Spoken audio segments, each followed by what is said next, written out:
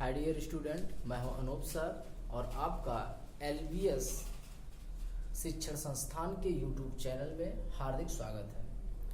हम लोग कक्षा 11 का मैथ पढ़ रहे हैं, जिसमें हम लोग प्रश्नावली 1.1 समाप्त कर चुके हैं। आज हम लोग देखेंगे प्रश्नावली 1.2।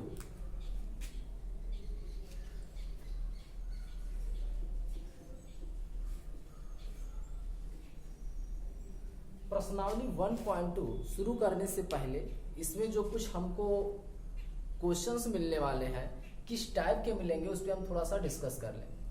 पहला क्वेश्चन जो आपको मिलेगा उसमें आपसे बोला गया रिक्त समुच्चय। मतलब आप रिक्त समुच्चय कहोगे किसे? नाम से ही पता चल रहा है। रिक्त मतलब खाली, मतलब ऐसा समुच्चय जिसमें कोई अवयव ना हो या कोई अवयव ना आ सके, ऐसे समुच्चय को हम लोग क्या बोलेंगे? रिक्त समुच्चय। एक आपको मिलेगा परिमित और अपरिमित। तो अगर हम परिमित समुच्चय की बात करें तो परिमित समुच्चय वह समुच्चय होता है जिसमें अवयवों की संख्या निश्चित होती है, और अपरिमित क्या होगा? जिनमें अवयवों की संख्या निश्चित नहीं होगी। तो इस पूरे चैप्टर में हमें इन तीन चीजों पर डिस्कस करना है: रिक्त समुच्चय, परिमित समुच्चय, अपरिमित समुच्चय। रिक्त मतलब जिसमें कोई अवयव ना हो, परिमित जिसमें अवयवों की संख्या निश्चित हो, और अपरिमित जिसमें अवयवों की संख्या निश्चित ना हो। तो चलिए हम देखते हैं पहला क्वेश्चन। पहला क्वेश्चन लिखा है, निम्न में से कौन से रिक्त समुच्चय के उदाहरण हैं? प्रश्न नंबर 1 है 2 से भाज्य विषम प्राकृतिक संख्याओं का समुच्चय। मतलब ऐसा समुच्चय जो 2 से विषम संख्याओं को भाज्य करता हो, मतलब 2 से कटने वाली विषम संख्याओं का समुच्चय। तो आप लोग खुद सोच के बताइए, क्या 2 से कोई भी विषम संख्या है जो कट जाए? नहीं मिलेगी। और अगर 2 से कटने वाला कोई नहीं मिलेगा तो इस समुच्चय को हम लोग क्या बोलेंगे? रिक्त समुच्चय। और रिक्त समुच्चय को हम लोग प्रदर्शित करते हैं फाई से। अगला क्वेश्चन इसमें क्या दिया है? सम अभाज्य संख्याओं का समुच्चय। अब की बार ऐसा समुच्चय निकालना है जो सम भी हो और अभाज्य भी हो। तो क्या ऐसा कोई हमारा अंक होता है जो सम भी होता हो और अभाज्य भी होता हो? हाँ, वो केवल और केवल कौन होता है? 2 हमारा सम भी होता है और अभाज्य भी होता है। अभाज्य की जो परिभाषा होती है, ऐसी कोई भी संख्या जो कम से कम केवल 2 संख्याओं से या अधिक से अधिक भी केवल 2 संख्याओं से विभाजित होती है, ऐसी संख्या को हम लोग क्या बोलते हैं? अभाज्य संख्या। इसका मतलब ये हमारा रिक्त समुच्चय नहीं होगा, क्योंकि यहाँ पे हमें एक अवयव 2 मिल गया है। तीसरा क्वेश्चन है, यक्स सच दैट यक्स प्राकृतिक संख्या है जहां ये यक्स जो है 5 से छोटा है, और साथ ही साथ ये जो यक्स है ये 7 से बड़ा है। मतलब उसी एक ही सवाल में जो यक्स की वैल्यू होगी वो 5 से छोटी भी होगी और 7 से बड़ी भी होगी। आप लोग खुद सोच के बताओ, क्या ऐसा कोई अंक पॉसिबल है जो 5 से छोटा हो लेकिन 7 से बड़ा हो? तो ऐसी कोई संख्या मिलेगी नहीं। और अगर ऐसी कोई संख्या नहीं मिलेगी तो इसे हम लोग क्या बोलेंगे? रिक्त समुच्चय। अगला क्वेश्चन लिखा है, y सच दैट y किन्हीं 2 समांतर संख्याओं का उभयनिष्ठ बिंदु है। कह रहा है यहाँ पे y जो हमारा है ये किन्हीं 2 समांतर रेखाओं का उभयनिष्ठ बिंदु है। अगर हमारी 2 समांतर रेखाएं हैं तो समांतर रेखा की हमने परिभाषा पढ़ी है, ऐसी कोई भी 2 रेखाएं जो कभी भी एक दूसरे को ना काटे, अर्थात जिनके बीच की दूरी प्रत्येक जगह समान हो, उसे हम समांतर रेखा कहते हैं। और अगर इनके बीच की दूरी हमेशा समान होंगी तो क्या ये कभी एक दूसरे को काटेंगे? और अगर ये दूसरे को काटेंगे ही नहीं तो उभयनिष्ठ बिंदु मिलेगा कहां से? अर्थात ये हमारा क्या होगा? रिक्त समुच्चय। कोई डाउट? अगला क्वेश्चन देखते हैं। अगला क्वेश्चन हमको दिया गया है, निम्नलिखित समुच्चयों में से कौन कौन से परिमित और कौन कौन से अपरिमित है। यहाँ पे हमें डिस्कस करना वही परिमित और अपरिमित। मतलब अगर हम संख्याओं के बारे में बता ले गए तो हमारा क्या होगा? अर्थात दूसरे शब्दों में बात करें, अगर यहाँ पे जो हमारे वर्ड आएंगे, जो संख्याएं आएंगी, अगर वो सीमित होंगी तो परिमित और अगर असीमित होंगी तो अपरिमित। लिखा वर्ष के महीनों का समुच्चय। अब आप बताइए, क्या वर्ष के महीनों के बारे में आप नहीं बता सकते? सीमित है, हमें पता है 12 ही होते हैं, ना 12 से कम ना 12 से ज्यादा, मतलब एकदम एग्जैक्ट हमको पता है। तो ऐसे कंडीशन में हमारा क्या होगा? परमित। दूसरा कह रहा है 1 2 3 डैश डैश डैश, ये क्वेश्चन हमको मिला है। अब अगर 1 2 3 डैश डैश डैश मिला, मतलब ये पता नहीं कहां तक जाएगा, और अगर ये पता नहीं कहां तक जाएगा तो क्या यहाँ पे जो अवयवों की संख्या क्या वो सीमित होगी? नहीं, अर्थात ये हमारा क्या होगा? अपरिमित। अगला क्वेश्चन दिया है 1 2 3 डैश डैश डैश 99 और 100। कह रहा 1 से लेके स्टार्ट हो रहा है, 2 3 गैप नहीं जा रही है, मतलब 1 से लेके पूरी 100 तक की संख्याएं। तो क्या हम नहीं जानते हैं 1 से लेके 100 तक की संख्या, मतलब ये निश्चित है, अर्थात ये क्या होगा? परमित समुच्चय। अगला क्वेश्चन लिखा है 100 से बड़े धन पूर्णांकों का समुच्चय। 100 से बड़े धन पूर्णांक, तो 100 से ज्यादा 101 102 अगर हम लेके जाए तो हम जहां तक मन करें आगे बहुत सारी हमारी संख्याएं मिलेंगी, तो जिनके बारे में हम बता भी नहीं पाएंगे। तो अर्थात यहाँ पे क्या संख्याओं की संख्या सीमित है? नहीं, अर्थात ये हमारा क्या होगा? अपरिमित। अगला क्वेश्चन बोला है 99 से छोटे अभाज्य पूर्णांकों का समुच्चय। कह रहा 99 से इस बार हमें छोटी अभाज्य संख्याएं चाहिए। तो अगर हम 99 से छोटा अभाज्य संख्या निकालेंगे तो हमें अभाज्य संख्याएं पता हो जाएंगी, क्योंकि हमें पता अभाज्य संख्याएं वही होती हैं जो कम से कम 2 या अधिक से अधिक 2 संख्याओं से कटे। तो ये हमारा क्या होगा? परमित। अगला क्वेश्चन देखते हैं। लिखा निम्नलिखित में से प्रत्येक के लिए बताइए कौन से परमित है और कौन से अपरिमित। मतलब फिर हमसे इस क्वेश्चन में भी वही क्वेश्चन कर रहा है कि कौन सा परमित होगा और कौन सा अपरिमित होगा। तो पहला क्वेश्चन है यक्ष अक्ष के समांतर रेखाओं का समुच्चय। अब अगर हमारा यक्ष अक्ष है तो यक्ष अक्ष के समांतर, यक्ष अक्ष हमारा यही है, अब यक्ष अक्ष के समांतर नीचे जितनी भी लाइनें हम खींचना चाहे खींच सकते हैं, ऊपर भी जितनी चाहे खींच सकते हैं। मतलब यहाँ पे कोई एक फिक्स नंबर नहीं है, अर्थात ये हमारा क्या होगा? अपरिमित। अगला बोला गया अंग्रेजी वर्णमाला के अक्षरों का समुच्चय। पता है 26 होते हैं, माने ये हमारा क्या होगा? परिमित। अगला लिखा उन सभी संख्याओं का समुच्चय जो 5 के गुणज है, मतलब 5 से कटने वाले। तो 5 से कटने वाले तो ढेर सारी संख्या है, मतलब ये हमारा क्या होगा? अपरिमित। अगला बोला है पृथ्वी पर रहने वाले जानवरों का समुच्चय। अब अगर इस पृथ्वी पे जो जानवर रह रहे हैं उनके बारे में तो जानकारी होगी हमें, अर्थात ये क्या होंगे? परिमित होंगे। जैसे अब कुछ बच्चों के बारे में डाउट होगा, गुरुजी हम कुछ जानवरों के बारे में तो जानते ही नहीं। अरे भैया हम नहीं जानते हैं, लेकिन अगर हम बात करें तो उसका डिटेल तो कहीं ना कहीं मौजूद होगा। कहीं ना कहीं का मतलब है कि हर एक चीज की डिटेल आपके संग्रहालय या आपके देश में मौजूद होती है, तो वहां से हम लोग उसको कैलकुलेट कर लेंगे। तो ये हमारा क्या होगा? परिमित। मूल बिंदु 0,0 से होकर जाने वाले वृत्तों का समुच्चय। अब की बार बोला गया है कि मूल बिंदु 0 से होके जाएंगे सब वृत्त। तो अगर मान के चलिए मूल बिंदु हमारा यही होता है, अब अगर यही मूल बिंदु होता है, हो सकता है वृत्त हमारा मूल बिंदु से होके गया है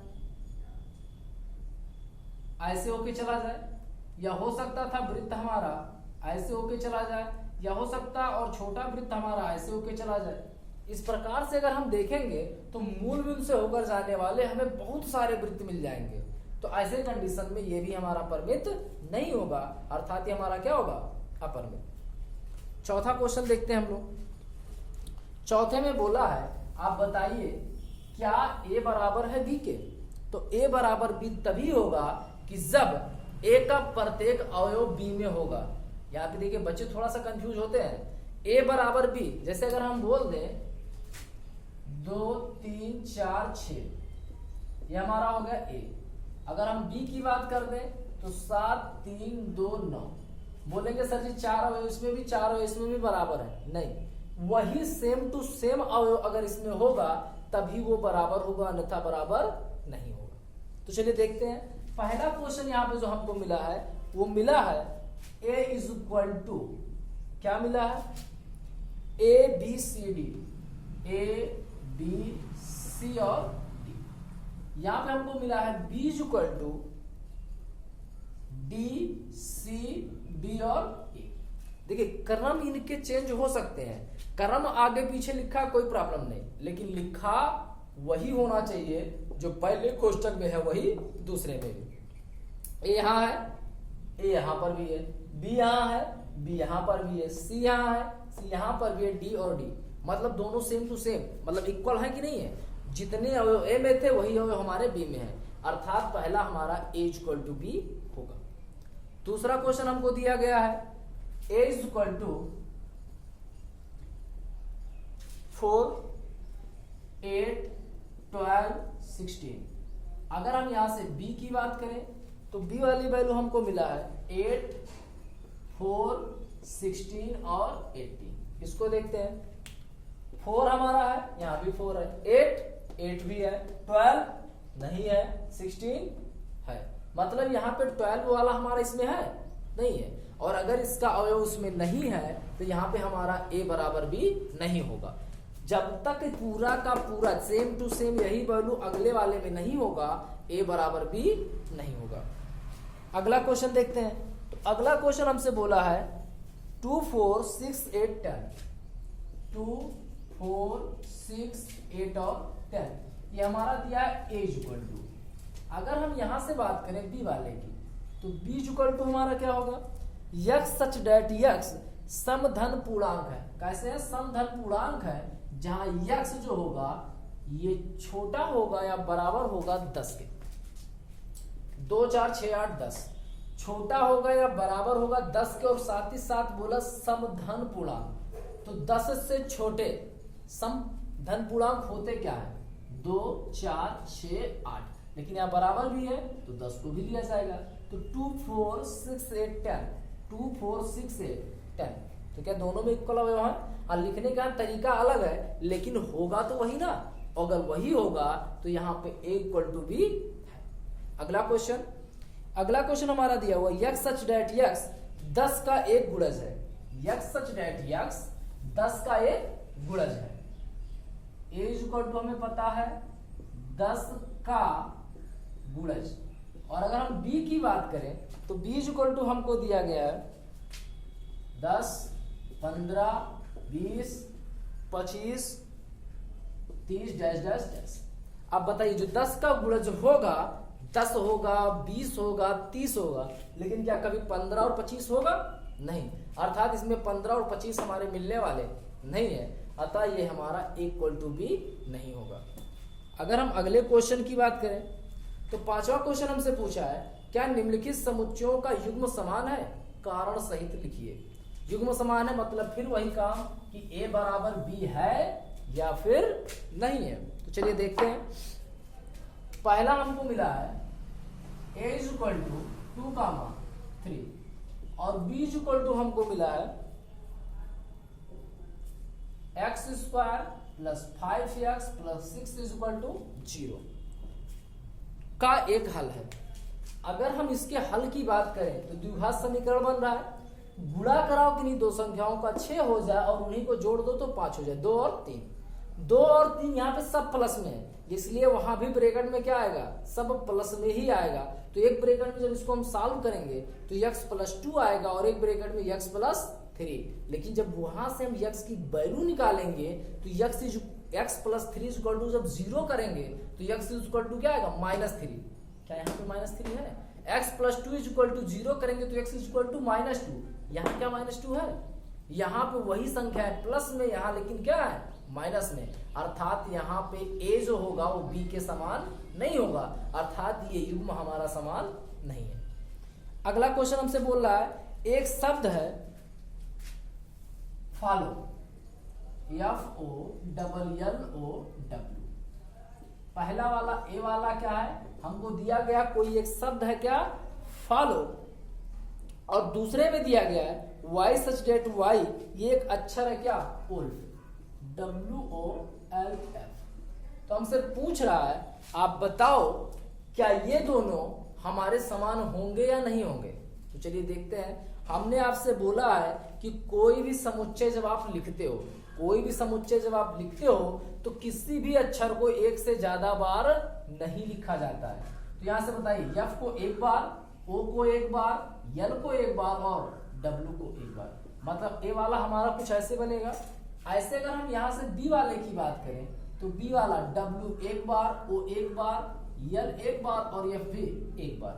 अगर हम मिलाएं तो क्रम तो थोड़ा उल्टा दिख रहा है, लेकिन आप ध्यान से देखिए तो जो डिजिट इसमें है, जो अक्षर इसमें लिखे गए हैं, वही अक्षर उसमें भी है, अर्थात यह युग्म हमारा क्या होगा, समान होगा। अगला क्वेश्चन 6वां दिया हुआ है, नीचे दिए हुए समुच्चयों में से समान समुच्चयों का चयन कीजिए। कह रहा हम नीचे आपको कुछ समुच्चय दे रहे हैं, इनमें से आप चूज करके बताओ कि यह कौन कौन से वाले हमारे समान हैं। तो चलिए देखते हैं। पहला हमको दिया है 6वें का, जो पहला दिया गया है A = 2, 4, 8 और 12। B = हमको क्या मिला है 1, 2, 3 और 4। ऐसे हमारा C = क्या मिला है, C = 4, 8, 12, 14। D = क्या मिला है, D = 3, 1, 4, 2। E हम लोगों का क्या मिला है, E हम लोगों का मिला है -1 का। F हम लोगों को क्या मिलेगा, F मिलेगा 0, 1। G क्या मिल रहा है, G वाले को नीचे लिख लेते हैं। G वाला हमारा क्या मिल रहा है 1, -1। और H वाले की अगर हम बात करें तो 0, कह रहा आप बताइए कि हम आपको ये समुच्चय दिए हुए हैं, इनमें से कौन सा समुच्चय आपको कौन से वाले समुच्चय के बराबर दिख रहा है। 2, 4, 8, 12 किसी में क्या लिखा हुआ है, मतलब A वाला तो किसी के बराबर होने वाला नहीं है। B वाले की 1, 2, 3, 4, अगर हम यहां से देखें 1, 2, 3, 4 और भी क्या किसी से मिल रहा है, नहीं। मतलब यहां से पहला जो हमारा होगा वो जो B होगा बराबर हो किसके, D के। यहाँ पे हमारे समान समुच्चय है। इसके अलावा अगर हम बात करें C वाला 4, 8, 12, 14 है कहीं, नहीं। अगर हम E वाले की बात करें तो -1, 1 और G वाले की बात करें -1, 1। क्रम हम बार बार बोल रहे हैं, क्रम आगे पीछे हो सकता है लेकिन डिजिट हमारा वही होना चाहिए। तो क्या समान है, हाँ समान है। अर्थात दूसरे नंबर पे हमारा क्या हो जाएगा कि यहाँ से हमारा हो जाएगा E समान होगा, अर्थात E इक्वल होगा किसके, G के। F वाले की बात करें O 0 और A, तो 0 और A हमारा किसी में दिया है, 0 और यहाँ 1 दिया है और यहाँ A दिया हुआ है, अर्थात ये भी हमारा इक्वल नहीं होगा। तो यहाँ पे हमारे केवल B वाला D वाले के इक्वल होगा और E वाला G वाले के इक्वल होगा। तो आप लोगों को परिमित, अपरिमित और रिक्त समुच्चय इन तीनों में से अगर कोई भी दिक्कत आ रही है तो नीचे आप कमेंट में जरूर लिखिए। तो इसी के साथ ये हमारा एक्सरसाइज 1.2 भी हो गया है समाप्त। तो आज के लिए बस, धन्यवाद।